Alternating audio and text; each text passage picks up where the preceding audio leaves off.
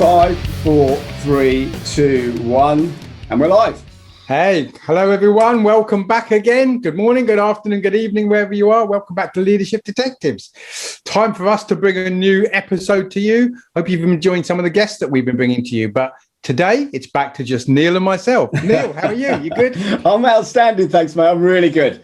Really, really good. Back from a week's holiday, which is something that I think I'd be saying after spending so much time, in lockdown. So really pleased to be back. And this week's topic, so just to give people a picture of what we're going to talk about today, it's a word I didn't even think existed in the English language, and then I realized how powerful it is as a word in the English language, especially when you're developing your teams, and that's failure.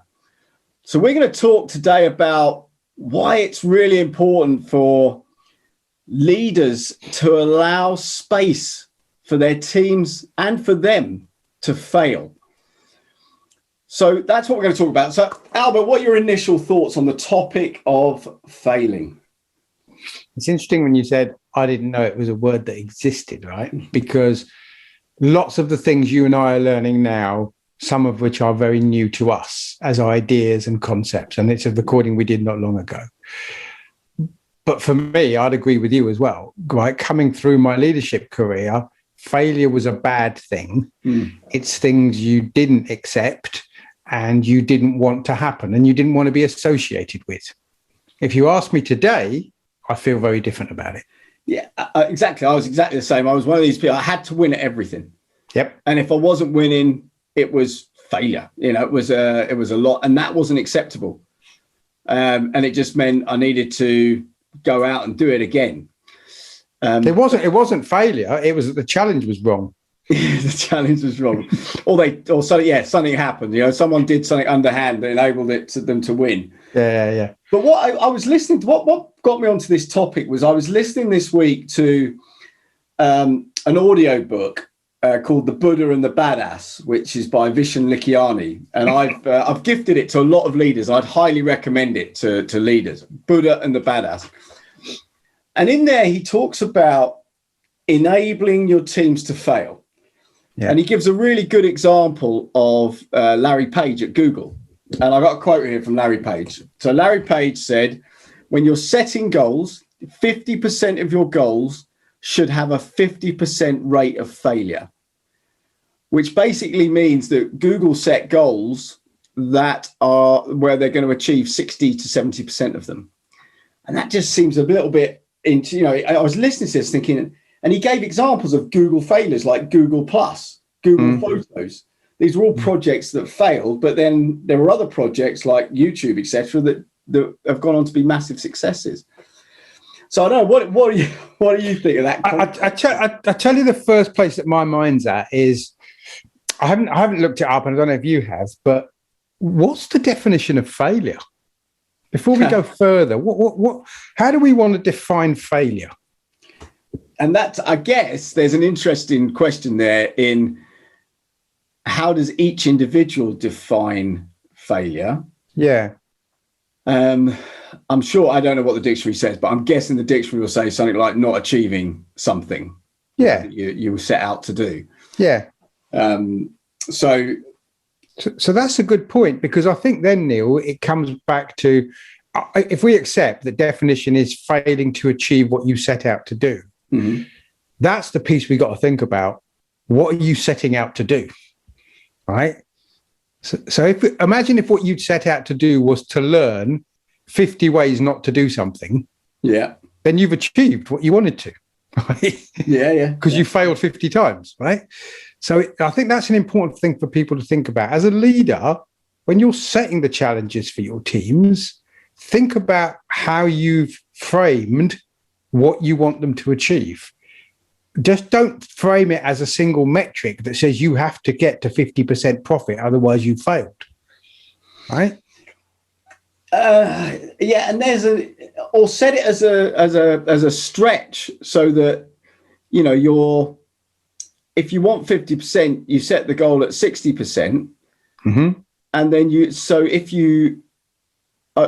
you get near the goal, if you miss the goal, you still have achieved what you needed to achieve for the business. Yeah, Or what you could do, Neil, is say, let's see what we can do to achieve anything above 45%. Now, if you don't get to 45, is that failure? You'd have to set it at a level. But what I'm thinking is keep the challenge such that people want to keep striving and appreciate that they've done the best they can to get to a goal, and that goal doesn't have to be pure and absolute, doesn't it? So I want to dig into this concept of encouraging failure.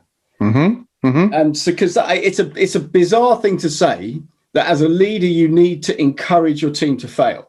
Yeah, but I get it. And I was listening to a podcast yesterday with Sarah Blakely, the founder of Spanx, was being interviewed by Tony Robbins on one of his business seminars. And when she was a child, her father used to sit her brother and her down in the evening and say, "What have you failed at today?" And if they hadn't failed at anything, he said, "Well, try harder tomorrow." And the concept was that if you weren't failing, you weren't stretching yourself. You weren't pushing yourself. You weren't stepping outside your comfort zone. And then her father took it a step further and said, "What did you learn from that failure that might be of value?"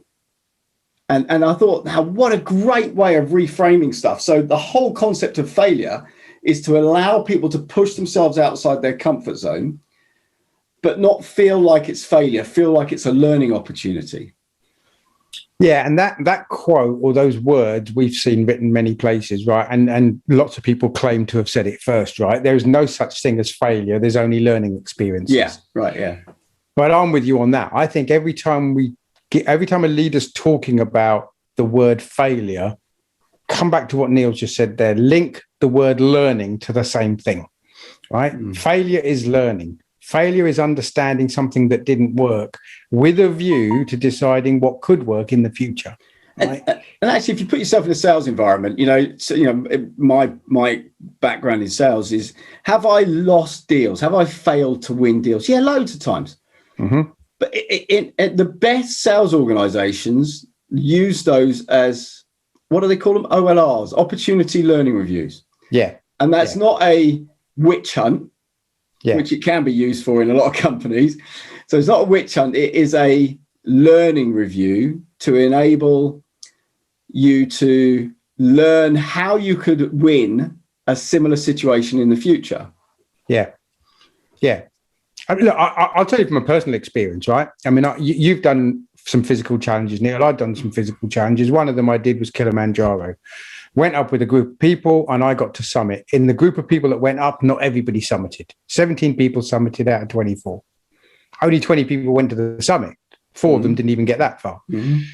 Had I not got there, would I have seen that as failure? I could have pretended I wouldn't have done. But just after that, we did another mountain called Toubkal, which is a mountain in the Atlas Mountains overlooking Marrakesh. And I didn't summit. In fact, you know what I nearly just said? I failed to summit. Yeah. Right. I nearly just said that. Right. And that troubled me for a long time after that. Right. Until I started reflecting on, but what did I get from the experience?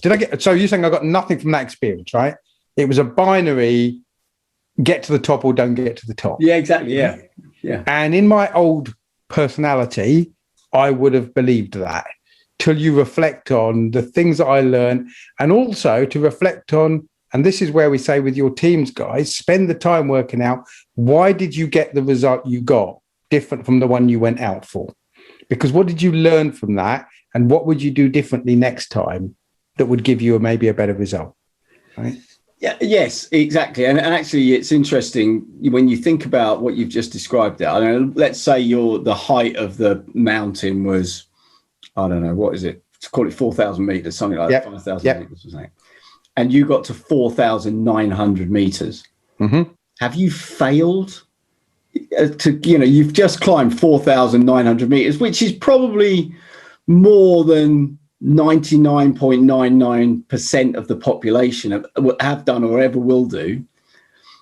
So is that failure, or is that's just, okay, I didn't achieve the big goal I set myself, but I've achieved an amazing goal by getting there. And I've learned loads in the process and I've met some amazing people.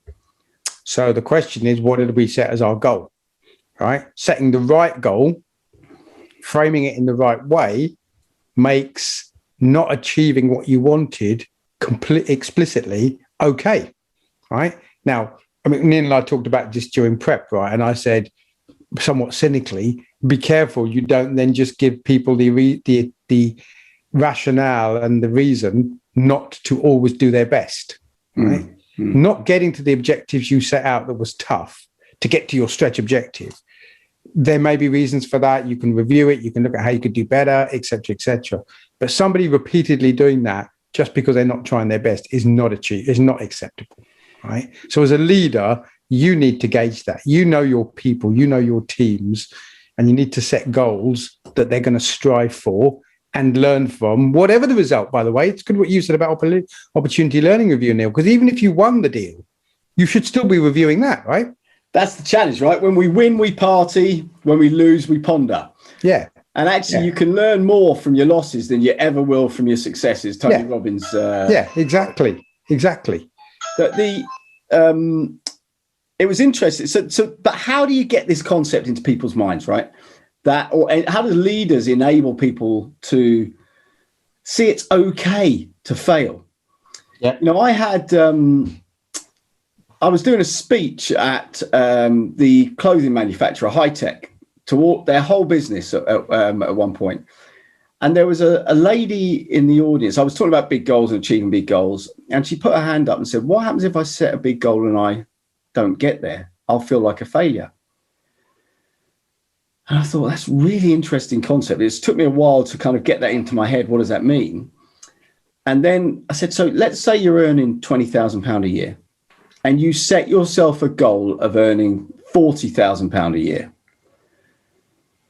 And you earn 38,000. Have you failed to achieve your goal? Have you failed? Well, actually, no, you haven't failed. You've just managed to almost double your salary. Now, you might not have got to the 40,000, but you've still earned 18,000 more than you did previously. Yeah. So I think it's, how do you get this mindset? How do you enable people so they don't feel like they're going to get beaten up if they fail, and they don't feel like a failure if they fail? Yeah. So what can leaders do to create that environment? Well, look, I think there's at least a couple of things in here. One of them is it's about the words you use when you set challenges and when you review the outcome. It's about the words you use with them, about what did we learn, you know, how could you do different, better next time, et cetera, et cetera. That's one thing. The other thing, as I say, it's about your example. It's about how you behave, right? Because if you say all those wonderful words, but when things don't go the way that you wanted, maybe for a personal challenge of yours, that you talk about it differently, then you're not walking the talk, right? Yeah. So if you're playing it safe and not stepping outside your comfort zone and not allowing yourself to fail, then you're not setting an example. That's a really interesting point. I mean, why is it good to fail? Why is it good to fail? Okay, so if you don't fail, then you probably haven't set big enough goals. Right. You know, Vishen in his book says if Mind Valley, which is his business, achieves 80% of their goals, he knows they haven't set big enough goals. Yeah. What a great mindset. It's a great mindset. And that's something we really got to take on board here, guys, right? And we've said the word failure in here so many times, but I guess it's worth saying it lots of times so that it doesn't feel like it's a bad thing, right? No, it's not. If you've not failed enough, as Neil has said, you haven't pushed the boundaries far enough. You haven't gone for aggressive and ambitious goals, right? We can all set goals that we can all achieve. Now, is that more satisfying then to achieve mediocre goals every day, but to be able to put a nice minor trophy on your desk to say, look at what we got. I won, but I won half of what I could have done. And actually, there's so when I talk about big goals in my big goals seminar, there's a chemical reaction in the body when we had set and achieved goals. And they did a study, university in the UK did a study on it, that when you set lots of small goals and you achieve them, you get a level of dopamine and serotonin, you know, the happy drugs and stuff kick in and you feel good about it. When you set big goals that have to stretch you, you get a massive high when you achieve them. Yeah. You get a massive high when you go on that journey. So there is a chemical balance as well, or a physical thing that happens when we set and achieve goals. But it's interesting what you say about boundaries, right? So there was a conference you and I were at in when we were working for Big Blue, and the managing director for Europe, I can't remember his name, can't remember who it was, and it was a leadership conference for senior leaders across, it was the UK, I think it was, and there was this European leader, American guy, had come in to speak to us. Yeah. And he was, and I remember this clearly, and I mention it a lot. He was standing at the front on the stage, and he said, "Can I just ask all those leaders who've been reprimanded for stepping outside their boundaries of what they're allowed to do, please stand up." And of course, no one stood up. He said, "So you've all failed. You've all failed to push the boundaries of what you." And he said, "I give you permission now. I give you permission to fail by stepping outside what you think are the limits of what you're able to do." Because basically, none of you know where your limits are. Yeah. Now that's good leadership. Imagine if a leader stood up in front of a group and said, "I want you to set goals so big that you're gonna fail 40% of those goals, but the 60% you hit are gonna make you feel fantastic and are gonna grow the business." Yeah. I remember that conference actually. Now, yeah, you're absolutely right. Yeah, and you're right. Look, guys, you've got to put some framing around this, right? If you're running a project that has customer milestones in it, and there's penalties for hitting those milestones, and there's consequences for failing them, think about that. What we're not saying is every goal you've got, don't worry about failing it, because some of it you can't, right? What we're talking about here is developing your team, growing your team, stretching your team. So you've got to put it into context. And I guess we've got to agree that we've got the right intelligence in the audience we have, that you can differentiate. Right? I'm going to challenge that. I'll tell you, the reason I'm going to challenge that, because I think you could imagine you've got penalties in a contract. I don't have to imagine. I have. They're failure penalties, right? Yeah. What about if you excelled? If your goal was to excel what you can deliver to the customer, if your goal was, what I want you to do is, the customer's expecting you to deliver this in a month. I want you to set a goal of delivering it in a week. And that's your goal. And okay, you might miss it, and you might miss 10 of them. But if you hit one of them, you're going to have an incredibly happy customer, so long as you don't go so low as, hit the penalty level. But set those audacious goals that might, obviously, if it's going to cost you a huge amount of money to do it in a week, you got to think that one through. No, your challenge is fair, Neil. I think what we're saying here then is the difference between contractual goals and how you drive your team. We're talking about leadership here, right? This is about how you behave with your team, right? Your language, your behavior, and your encouragement. And never forget what we've been saying about leadership, right? One of the biggest things for a leader is about developing new leaders. So you've got to teach them behaviors that you want to see them go on and exhibit and to espouse, right? So that's quite important to think about here. And I guess the thought going through my head is, from a practical point of view, it'd be okay for me or you as a first, second line, third line manager to say to our teams, look, I want you to fail. I want you to, stretch your boundaries, set yourself big goals. And I want you to fail some of those goals. But then how do you face that upwards? And I guess, how would you make sure you can protect yourself and your team from any kickback that might happen for failing? Well, I guess you've got a couple of options, haven't you? Because one of them is, it depends whether the leadership above you also buys in to what is a very sensible way to develop your team. Now, if they don't, and you don't think you can change that, how you drive your team, what goals you set with your team, don't have to be that public, do they? If what your boss is saying to you is you have to deliver 100, and you set a challenge to your team to deliver 120, and they deliver 120, you're an absolute hero, and so are they. But if they only fall short and they deliver only 100, everything's great. So this is about running your team. This is not about playing the corporate game. This is about running your team, driving them, and creating an environment of failure is okay, learning is important. And actually, that's a really good point. Actually, so if your boss is playing safe by setting mediocre goals, which is typically last year plus 5% or last year plus 1%, whatever it might be. Yeah.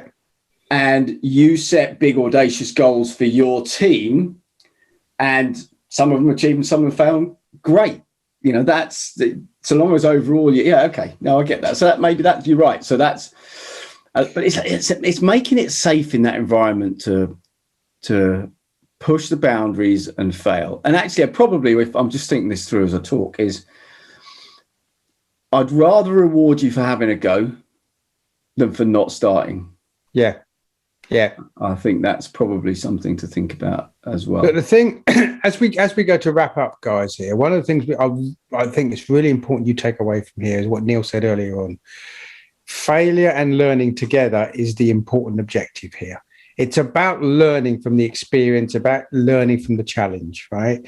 Hitting the goal, that's important, right? But it's what did you learn from it? Did it make you stronger, smarter, better, a better team, a more capable team? Yeah, that's what this is about. So think about what are you trying to achieve when you set out on these journeys, right? And it's not just about hitting the pure metric. It's not just about that pure metric. No, and create that environment where it's okay to fail. And look, there's a mantra in Silicon Valley, which I've written down, which you may well have heard. The mantra in any Silicon Valley startup is fail fast, learn fast. Yeah. And so that's probably a good thought to leave you with as we wrap up. Do you want to say some closing words? Yeah, look, really good topic. Hope it was useful for you guys. But keep that in mind and think about how you can use it. Thank you for joining us. Thank you for keeping up the contact with us, the comments coming through, the subscriptions. By the way, the downloads that we're seeing on the podcast is increasing all the time. So that's fantastic. I'm guessing you're telling your friends, right? Because we're reaching more people, which is fantastic. But please share whatever you see as we've posted this. Please share this out with your friends. Actually, reshare it directly. If you're on LinkedIn, reshare it directly. Don't just like it on its own. Send it out as a share or make a comment, and that will distribute it out to your team. But great to have you here. Neil, I'll leave you to close it down. Yeah, so final thing I'll say is please remember that the offer of the gift from us to all of you is a free coaching session for any leaders out there or potential leaders that would like it. Please get in touch through our website or leave us a direct message on LinkedIn. But no, thanks, Albert. Great to speak to you. Difficult topic to talk about for someone who never recognized the word failure for many, many years. And now I see the value of it. Absolutely. But have a great week and we'll catch up soon. Cheers, guys. Take care. Speak to you soon.